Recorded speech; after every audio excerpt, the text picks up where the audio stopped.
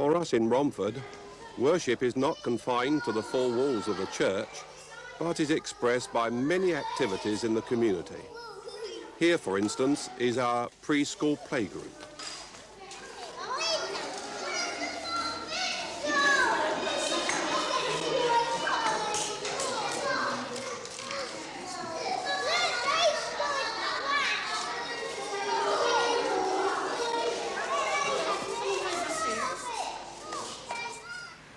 Half a mile along the main road stands Parkside, our church home for the elderly, where we care for 34 people. This venture of faith began about 7 years ago when the church was re-examining its Christian responsibility to express its faith in action. The home has 5 double and 20 single rooms, and this is Mrs. Wilson's. Residents furnish their own rooms if they wish, and are encouraged to live as if they were in their own private homes. At the same time, they have the security of belonging to a family. There's one thing I'll never change. Residents who find it difficult to use stairs are able to visit each other's rooms since the installation of this stair lift.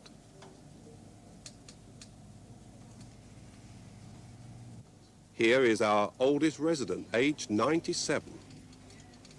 In our home, all meals are provided with much thought and care. If they wish, the residents can help to prepare vegetables for the cooks, and this makes for a lively interest in the daily routine of the home.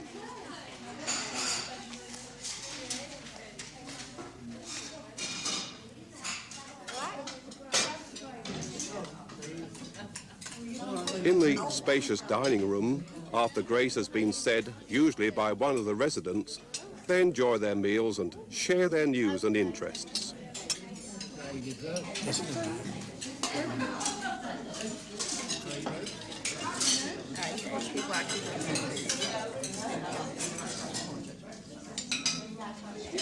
The 4 full-time members of the staff, who are committed Christians and members of the church, are assisted in the running of the home by many voluntary helpers. It provides an outlet for different gifts, both inside and outside the house.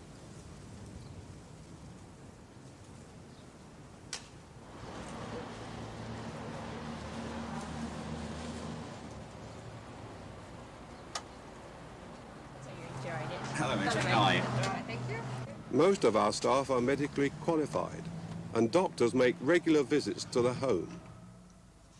Just 18 months ago, a small ward extension was opened, which has given our residents a greater sense of security, so that when they need Christian care most of all, they can remain amongst their friends, and they are looked after by the staff day and night.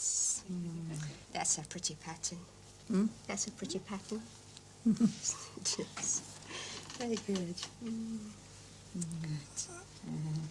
That's Mr. Endicott. There are no generation gaps here. Teenagers and even younger people love to come and help by serving tea and coffee. And they just like mixing and talking together.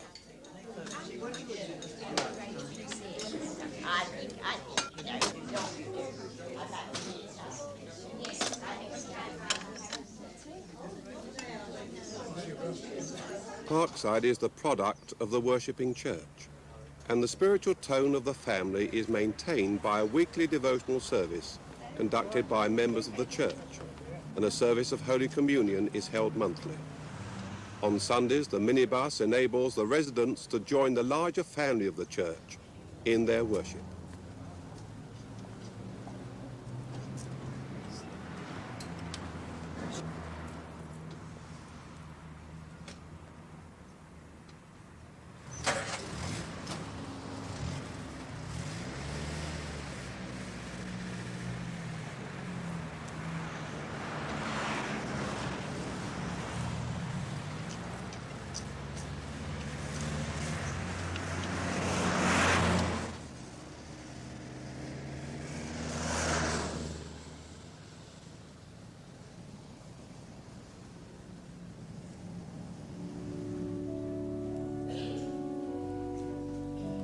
Here we are now in the sanctuary, and I warmly welcome you to Romford Baptist Church. Romford is about 20 miles from central London and is part of the London Borough of Havery, so named from a little village on the outskirts of the town. It now links together Romford with Hornchurch, Upminster, Elm Park and Raynham. And within our boundaries live about 250,000 people. And we're so delighted that the Mayor and the Mayoress of our borough, Councillor Mrs. Turner, are with us this morning. Although I'm sorry that they're playing truant from their own church. But at least the vicar will know where they are this morning. Every Sunday morning, between 600 to 700 people gather in this place for worship. And we count it a real privilege to welcome you from all sorts of places in our land into this place, this sanctuary this morning, to join us for our service of praise and thanksgiving. Our first hymn is number 7. You will recall that the psalmist said, "I was glad when they said unto me, let us go up into the house of the Lord." And in this hymn, the hymn writer, a Baptist minister, one of the last people to leave the shores of France in 1940, he recalls all the lavish gifts that God had given to him, for all the love that from our earliest days has gladdened life.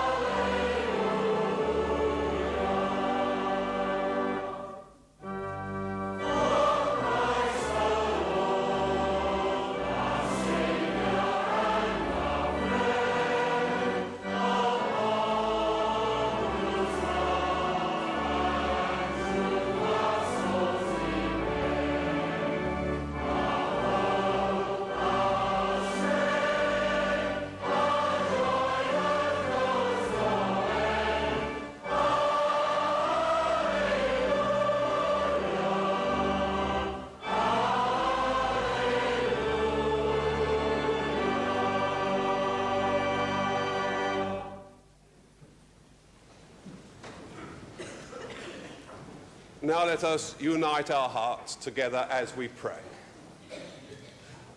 O God, we praise and worship you.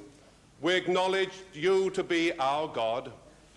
Through another week with all its joys and sorrows, with its successes and failures, with its many demands, you have sustained and guided us, and we rejoice to be together again in worship. By your Holy Spirit's ministry, help us to be sincere and real in all we say and do. May anything which we have said or done this past week which has dishonored or grieved you be forgiven. May no burden or anxiety or any earth-born cloud hide you from your servant's eyes, through Jesus Christ our Lord. Amen.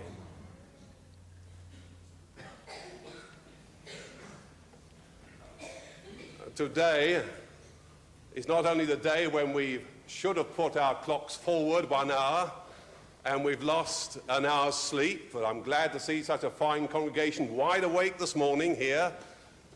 It is also Mothering Sunday, the Sunday when we give thanks to God for our mothers and also for our fathers. We must not forget our fathers. That lovely partnership in our homes. How often, though, boys and girls, we do take them for granted, don't we?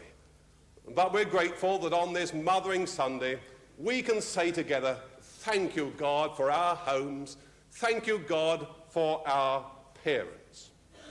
Now, every lady who has come here this morning has been given a posy of flowers, just a token of our love for them and our gratitude to them for what they mean in our homes, in our church, and in our community. I've got a little posy here which some friends in Plymouth, they picked for us these lovely primroses, and we're grateful to them. And on this, their church anniversary, down there at Mutley in Plymouth, we send our loving greetings to them. I think it's very fitting that today we have a brand new mother and father, if I may put it like that, a brand new mother and father who are here this morning to dedicate themselves to Christian parenthood. As Baptists, we believe that the New Testament teaches that baptism is for those who of their own free will and choice have accepted Jesus Christ as their own personal Saviour and Lord. Faith in Christ comes first, and then it is expressed in believers' baptism. I have baptized believers who've been in their early teens, and I've baptized believers in their 70s. Nevertheless, we believe and recognize that babies and young people have a very important place in the family of the church. When a child is born, the whole church family rejoices with mother and father and joins them in giving thanks and gratitude to God for the birth of their child. So we welcome Anne and Maurice Ratton and their little son Clive. Many hundreds of viewers this morning, as well as lots of people in this church, everyone in this church, will know that Anne is the daughter of the late Reverend Godfrey Robinson and his wife Gladys. And we're so pleased that she is here with us this morning. Mr. Robinson was minister here, a beloved and respected minister in this church for nearly 14 years. And he was elected to be the incoming president of our Baptist family in this land. But it was not to be. He was suddenly called home to higher service. In this act of worship, we do three things. First of all, we join Anne and Maurice to say thank you, God, for this lovely gift of Clive. And secondly, along with them, we as a church, we say to God that we promise, Lord, that we'll put all our facilities at the disposal of Anne and Maurice and Clive, and that together in partnership we will do our best to train Clive in the ways of Jesus Christ. And then thirdly, we ask God to bless Clive mentally, physically and spiritually, that he might be a whole person. Now, in preparation for that, we're going to read some verses of Scripture in the back of our hymn book, and we all read these verses together. All together, verse 1. Hear, O Israel, the Lord our God is one Lord, and thou shalt love the Lord thy God with all thy heart, with all thy soul, and with all thy might. And these words which I command thee this day shall be in thine heart, and thou shalt teach them diligently unto thy children, and shalt talk of them when thou sittest in thine house.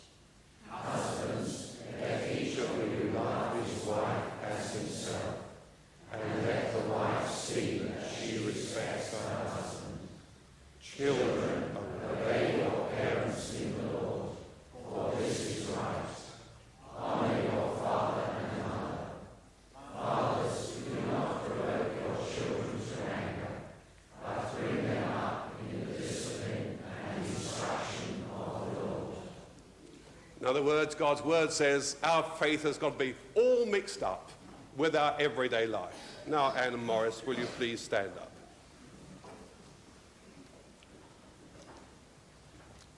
Anne and Morris, in presenting your son to the Lord, do you promise in dependence on divine grace and in partnership with the church to teach him the truths and the duties of the Christian faith, and by your prayer, precept and example, to bring him up in the discipline and instruction of the Lord? Do you, as members and friends of the church, accept the responsibility with Anne and Morris of teaching and training Clive in the ways of Christ, that he may be led in due time to trust Christ as Saviour, confess him as Lord in baptism, and be made a member of his church? If so, will you please stand?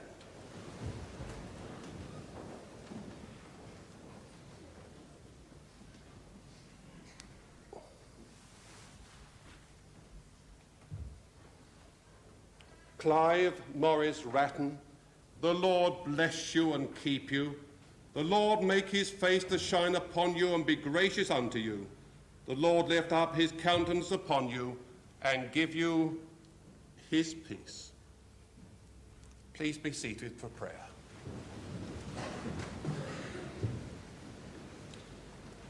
Heavenly Father, we thank you for the lovely gift of children in our homes, and we join our friends in their gladness in the birth of Clive.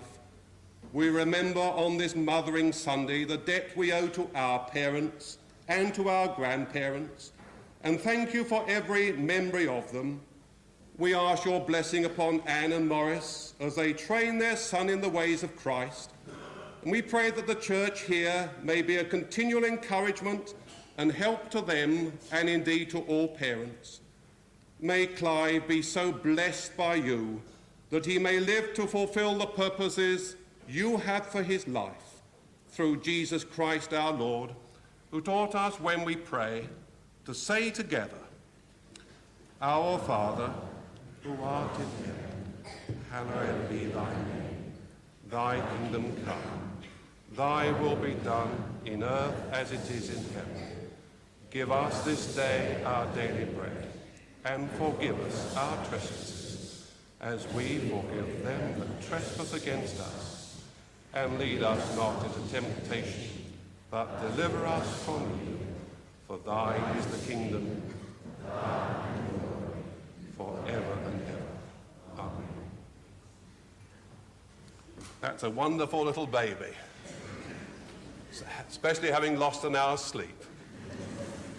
Now we're going to sing a lovely hymn of thanksgiving, number 18. And during the singing of this hymn, members of our junior fellowship will be going to their own groups. All the Bible classes and young people's discussion group will stay in for the service this morning. Now thank we all our God with hearts and hands and voices.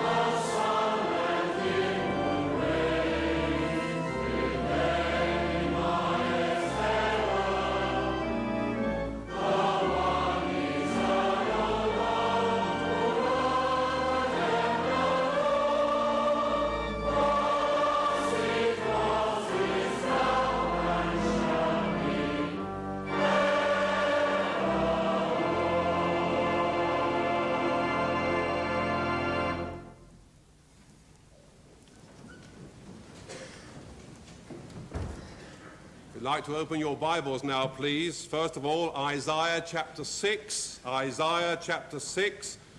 and then John's first letter, chapter 1, John's first letter, chapter 4.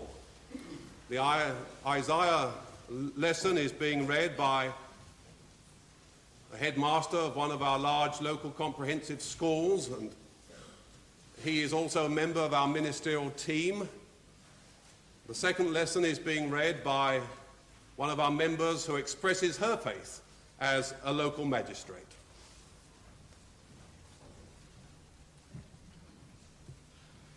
In the year of King Uzziah's death, I saw the Lord seated on a throne, high and exalted, and the skirt of his robe filled the temple. About him were attendant seraphim, and each had 6 wings. 1 pair covered his face, and 1 pair his feet, and 1 pair was spread in flight.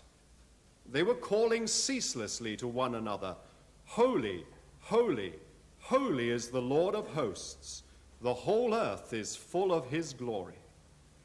And as each one called, the threshold shook to its foundations, while the house was filled with smoke. Then I cried, "Woe is me, I am lost, for I am a man of unclean lips, and I dwell among a people of unclean lips. Yet with these eyes I have seen the King, the Lord of hosts." Then one of the seraphim flew to me, carrying in his hand a glowing coal, which he had taken from the altar with a pair of tongs. He touched my mouth with it and said, "See, this has touched your lips. Your iniquity is removed, and your sin is wiped away."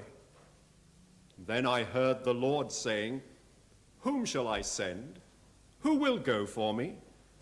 And I answered, "Here am I. Send me."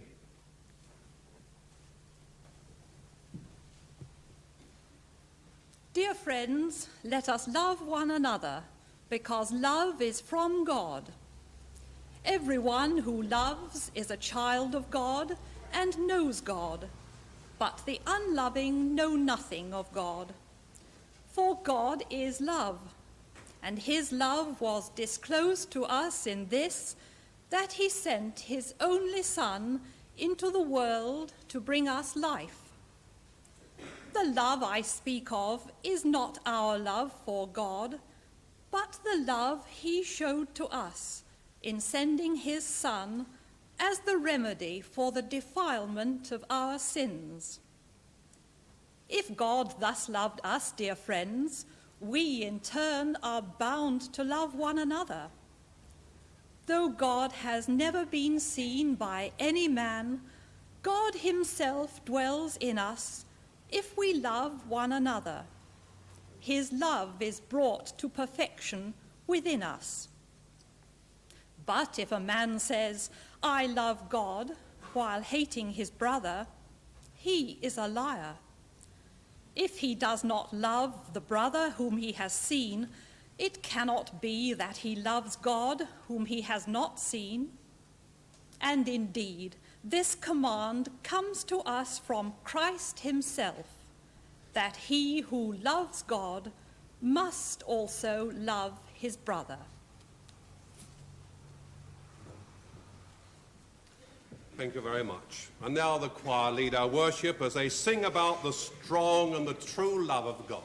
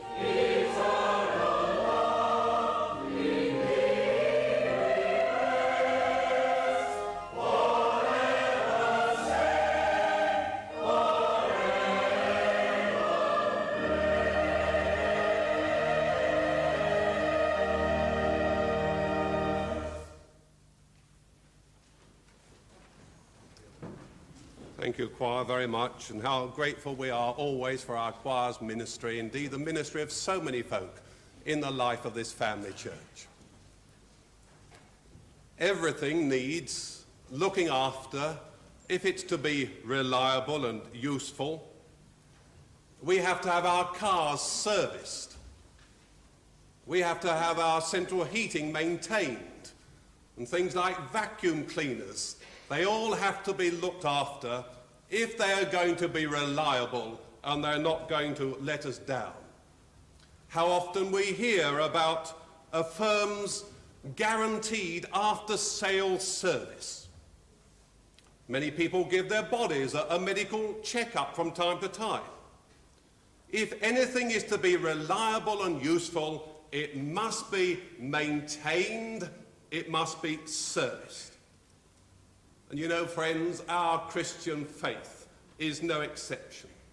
If it is to be relevant and significant and active in daily life, it needs maintaining and servicing. And this is what hundreds of people do in this place, Sunday after Sunday. Whole families come, students and school teachers, bankers, train drivers. We've even got some undertakers, postmen, pharmacists, doctors, nurses, babies like Clive in the creche, to several in their 90s from Parkside. And we all come with great glee and gladness and anticipation. And maybe if the cameras weren't here, as so often happens on a normal Sunday, you would hear peals of laughter coming from this sanctuary as we enjoy our worship and we enjoy our God. We come with no sense that we are better than anybody else, but we do come recognizing the need for our faith to be serviced and maintained after a week's buffeting out in the world with all its demands, with all its pressures upon us, and with all its tensions. What we experience in this sanctuary is not an escape from our responsibilities in the community, but it's a re-equipping of ourselves. It's a servicing of ourselves to express our faith in everyday life. And there's no better way to do this than to worship, to set forth God's worth in word, song, and in action. And as we set forth God's worth in this way, we ordinary folk, we are reminded that every one of us is noticed by him. This is the good news, this is the gospel that is proclaimed here. The immense value of the individual person to God. For Jesus said, "For God so loved the world of men and women that he gave his only begotten Son, that whosoever believeth in him should not perish, but have everlasting life." And that whosoever does include you, and it does include me. This is how valuable you are to God. In our world today, the individual seems to matter less and less. He's maybe just a number in someone's card index system, a cog in a great machine, swallowed up in the great housing estates of our land with their high-rise flats, or just lost in the urban sprawl. We know that people can die in loneliness and not be discovered for several days. Indeed, I have officiated at several funerals where the undertaker has been the only mourner. Friend, whatever the world may indicate to you, God's word in worship reveals to us that we are noticed by him, that we're loved by him, that we're significant. Even the sparrow, says Jesus, doesn't fall unnoticed by our Heavenly Father when it falls to the ground. The cross of Christ still beams out that message over all the wrecks of human philosophies, ancient and modern. This is what God thinks of you. You matter to him. You are loved by him.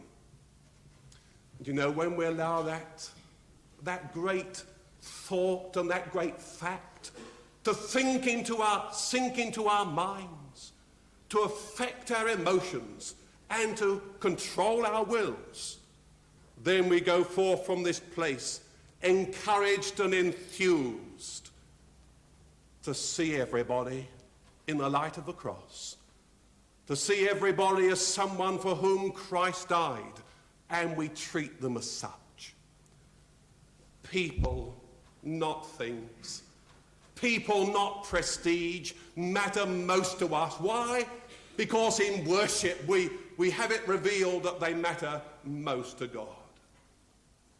We go from this place Sunday by Sunday, walking tall, because of the value and the significance we have in God's eyes. But in our worship also, we're not only noticed, we are nourished.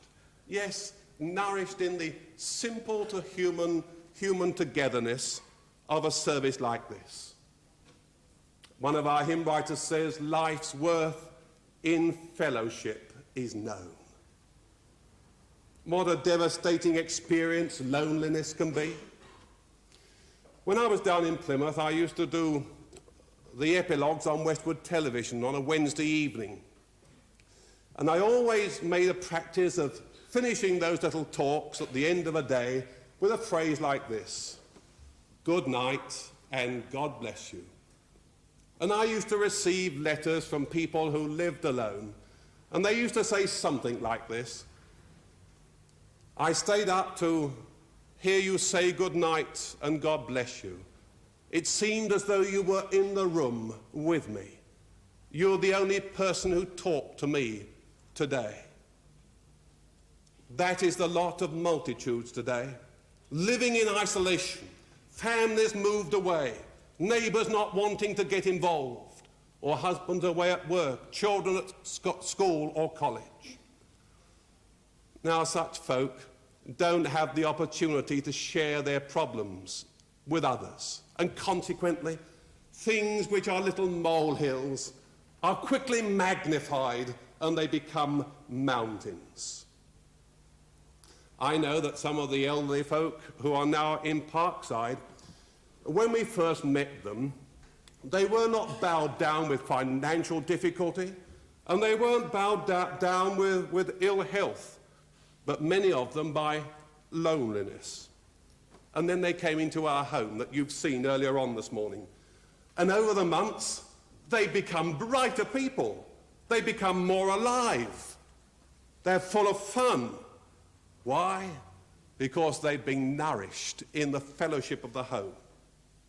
I remember one man in his 90s who, on one occasion, he wanted to buy a new bed. And so I took him down to a local store in the marketplace here, and we went up to the bedding department, and with a twinkle in his eyes, he looked at the assistant after feeling quite a number of the beds. He says, I want a bed that lasts. That's what happened. Out of loneliness, nourished in the fellowship of the home, became full of fun, even in their 90s. And our young people here this morning scattered around, oh yes, they have their organised youth group meetings, but I know this, most of them come because they just like to be nourished together in the fellowship of that youth group. Yes, it's the simple human togetherness of a church in worship in its widest sense that is health-giving and makes, as our good friend Dr. David Russell, the General Secretary of the Baptist Union, has often said, the wholeness of the gospel makes for whole people. But the togetherness we experience here in worship is more than human. That's lovely, it's wonderful, but it's more than human fellowship that we experience here. Our Lord says, where two or three are gathered together in my name, there am I in the midst.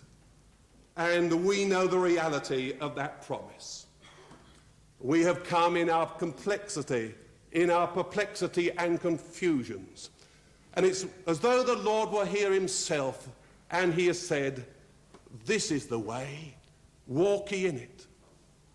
We brought our joys and our successes, just as Anne and Morris have brought their little baby, their great joy. And in prayer, we've offered our joy, successes to God, and those joys and blessings have been enhanced as we've shared them with him. We've come in our loneliness, and we've found his friendship. We've come in our bereavements, And we've heard those priceless words whispered in our experience. I am the resurrection and the life.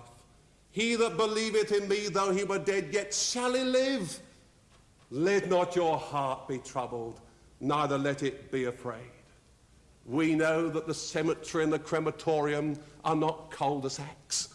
They're not dead ends. They are avenues leading into the parklands of God, where one day we shall be reunited with those who we've loved and lost but for a while. And when the bottom has fallen out of life, we have discovered that underneath are the everlasting arms. And those everlasting arms of God that we know are there have nerved our feeble arm for fight. We've laid our workaday problems, and we Christians, we've got as many problems as anybody else out in the workaday world, but we've laid them in worship before God in prayer, and we've received wisdom in dealing with them on our Mondays. We've come with a sense of guilt, and often we felt in need of forgiveness. We've come feeling dirty, and we've had these great, deep, basic human needs met. We've been forgiven. And every one of us here can truthfully say, I know a place where sins are washed away. I know a place where night is turned to day. Burdens are still being lifted. Spiritually blind eyes are still being made to see. There's still a wonder-working power in the cross of Calvary. As we have been nourished by his presence in our worship, so we go out of these doors into Main Road and into Havering with a promise. And that promise has never been revoked. Jesus says, I am with you all the days. Yes, we're nourished by human fellowship, but even more by divine fellowship, his presence in the midst. But also in our worship, we realize not only that we're noticed and nourished, we realize that we are needed. Isn't it depressing, the number of people who are unemployed? But I tell you this, there's never any redundancy in the Lord's service. I think one of the most tragic things I've heard recently was from a person who was very active in our local community here. Over many years, his advice and help had been eagerly sought, and he said, now, nobody needs me anymore. I'm on the shelf. And you can see, as it were, draining from that man's face, all purpose going. The other year, when we gave hundreds of gospels away outside the church on Easter Saturday, we wanted a little label stuck inside the flyleaf, and we asked an old lay preacher whose days of lay preaching were over to do this little task of sticking in the labels inside the Gospels. And he stuck in several hundreds, and he said to me afterwards, Mr. Wright, you know, that was the most thrilling Easter I've experienced for many years.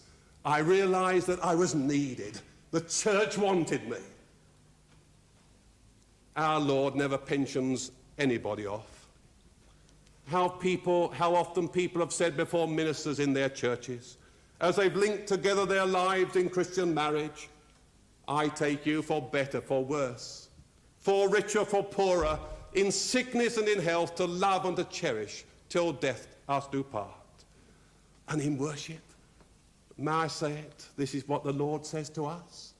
I take you for better, for worse, for richer, for poorer, in sickness and in health, in youth, middle age and old age, to love and to cherish, and not even death parts us. Friends, you are important to him. He needs you.